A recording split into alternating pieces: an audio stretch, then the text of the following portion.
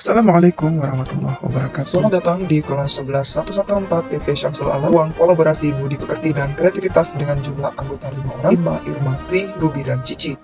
Sebelum kita masuk materi, kita akan melakukan ice breaking terlebih dahulu, yaitu tebak arti gambar. Ada 3 pasang gambar yang akan tampil di layar, kemudian kita akan mencari arti dari kata yang berpasangan. Silakan diketik di kolom komentar jika mengetahui arti dari kata tersebut.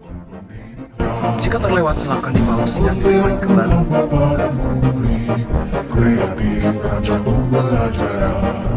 Selanjutnya kita akan masuk ke topik diskusi. Pembahasan yang pertama, apa kekuatan kontekstual daerah Anda yang sejalan dengan pemikiran Ki Hajar Dewantara? Yang kedua, bagaimana cara pemikiran Ki Hajar Dewantara dikontekstualkan? Dan ketiga, satu kekuatan pemikiran Ki Hajar Dewantara yang dikontekstualkan di daerah Anda atau satuan pendidikan Anda.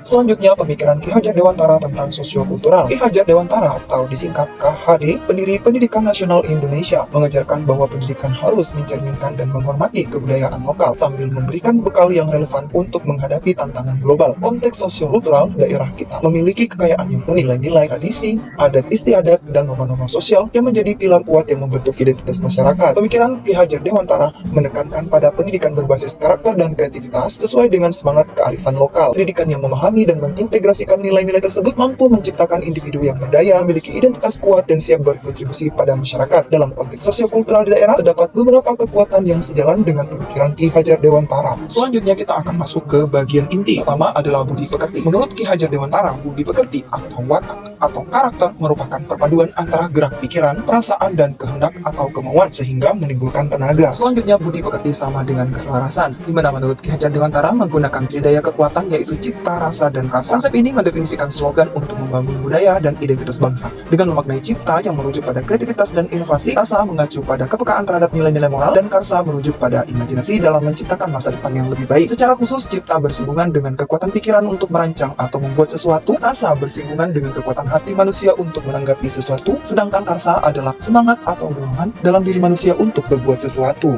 Selanjutnya kita masuk ke kontekstual pemikiran Ki Hajar Dewantara mengenai budi pekerti. Ki Hajar Dewantara memiliki pemikiran tentang dasar-dasar pendidikan yang menuntun, yaitu guru sebagai pamong atau penuntun yang bertugas membentuk karakter sesuai dengan konteks sosiokultural daerah, contohnya di Makassar dengan budaya tabe yang berarti maaf atau permisi. Budi pekerti dengan budaya tabe di sekolah merupakan salah satu contoh budaya warisan leluhur atau kearifan lokal masyarakat Sulawesi Selatan untuk menghormati atau menghargai orang lain. Kebiasaan menggunakan kata tabe sangat berperan penting dalam pembentukan karakter anak dalam sifat santun dan hormat yang akan membantu memperbaiki laku hidupnya. Hasil penerapan budaya tabe terlihat peserta didik setiap bertemu guru akan berperilaku sopan dan menghargai guru. Peserta didik membiasakan diri meminta tabe di depan orang tua, orang yang lebih tua darinya maupun temannya. Peserta didik mulai membiasakan diri mengatakan tabe sebelum bertutur pada orang lain. Adanya pengimplementasian budaya tabe di sekolah dapat dilihat pada diri peserta didik bahwa mereka memiliki perubahan positif dalam lingkungannya, memiliki karakter yang lebih sopan baik bertutur maupun pada lakunya. Tantangan dan solusi dalam penerapan budaya tabe. Tantangan, siswa lebih suka menghindar saat melihat guru. Siswa lewat begitu saja tanpa segan. Siswa tidak terbiasa mengucap tabe. Siswa merasa tidak perlu minta tabe pada orang tua maupun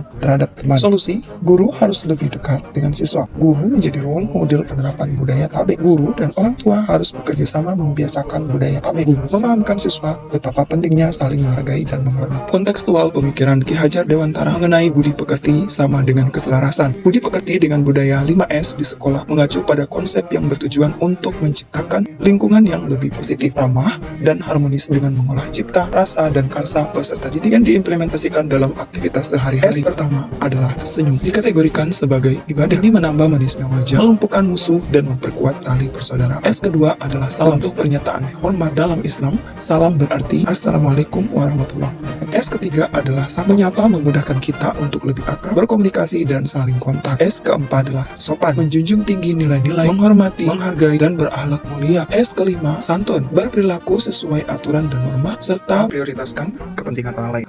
Hasil penerapan budi pekerti sama dengan keselarasan. Dengan adanya pengimplementasian budaya 5S di sekolah, dapat dilihat pada peserta didik bahwa mereka memiliki perubahan positif dalam lingkungannya, memiliki kesadaran dalam bertindak, ramah, dan harmonis dalam kehidupan sehari-hari. Dari ranah S yang pertama, peserta didik setiap bertemu guru dan temannya selalu senyum, menunjukkan antusiasme dan merasa senang ketika bertemu dengan guru dan temannya. S yang kedua, peserta didik jadi terbiasa mengucapkan salam kepada gurunya, walaupun masih kurang peserta didik yang mengucapkan pada teman sebayanya.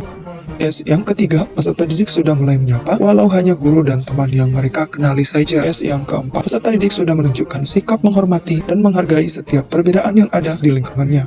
Yang kelima, peserta didik sudah menunjukkan sikap santun dengan mengutamakan kepentingan umum dari kepentingan pribadinya. Tantangan dan solusi penerapan budi pekerti sama dengan keselarasan. Proses implementasi pembiasaan karakter tentu saja memiliki tantangannya sendiri, dan dari tantangan yang dimiliki ini lahirlah solusi untuk mengatasi tantangan tersebut. Dalam penerapan tersebut, perhatian guru harus lebih banyak berpusat pada peserta didik dan menyadari potensi-potensi yang dimilikinya. Tantangan, peserta didik yang cuek dan merasa tidak kenal dengan siapa mereka berinteraksi. Solusinya, guru memberikan pemahaman terkait pembiasaan dan manfaat yang ditimbulkan dari senyum. Tantangan, peserta didik merasa asing dengan pembiasaan mengucapkan salam atau sekedar say hi. Solusinya, guru memberikan contoh terlebih dahulu kepada peserta didik sehingga mereka dapat menirunya. Tantangan, peserta didik merasa canggung dan takut untuk menyapa guru dan temannya terlebih dahulu. Solusinya, guru memberikan rasa aman dan nyaman kepada peserta didik dengan cara mengenali karakternya. Tantangan, masih ada beberapa peserta didik yang suka mengejek dan membuli temannya. Solusinya, guru memberikan pemahaman tentang dampak negatif yang bisa ditimbulkan dan bisa berurusan dengan disipliner. Tantangan, peserta didik masih ada yang berkata kasar atau memaki ketika bermain. Solusinya, guru memberikan kebiasaan baru, contoh menyuruh segera beristighfar setiap kali menyadari ucapan buruknya. Bagian inti kedua adalah kreativitas. Pemikiran Ki Hajar Dewantara tentang kreativitas merujuk pada pandangan tentang bagaimana manusia dapat menghasilkan ide-ide baru, solusi inovatif, dan karya seni yang orisinal. Dasar pendidikan yang dibangun oleh Ki Hajar Dewantara ada dua,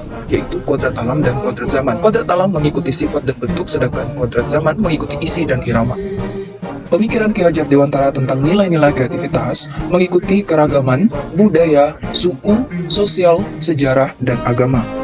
Kontekstual nilai-nilai kreativitas pemikiran Ki Hajar Dewantara tujuannya adalah mendorong siswa berpikir kreatif, mendorong siswa membuat ide-ide yang baru, menciptakan kepercayaan diri bagi peserta didik. Implementasinya, pertunjukan teater, membuat cerita bergambar, membuat alat musik dari bahan yang ada di sekitar, dan menyanyikan lagu daerah. Berikut adalah contoh nilai-nilai kreativitas yang menjadi budaya Makassar, yaitu Angaru, yang berarti upacara pengucapan ikrar atau sumpah, di mana seseorang melompat dengan keris atau badiknya dan mengucapkan sumpah setia kepada pemimpinnya dengan suara yang lantang. Pada masa kerajaan, Angaru biasa dipersembahkan kepada tamu atau raja yang dalam istilah Makassar disebut karaeng, yang datang sebagai raja atau pemimpin, sahabat, pemimpin yang berkedudukan tinggi. Selain itu, Angaru di masa peperangan berfungsi untuk mengobarkan semangat para pejuang dalam mempertahankan wilayah kerajaan di medan perang. Selain itu juga terdapat pula sosiokultural yang lain, yaitu papalimbang, persembahan kepada leluhur, dan juga baju bodoh khas Sulawesi Selatan.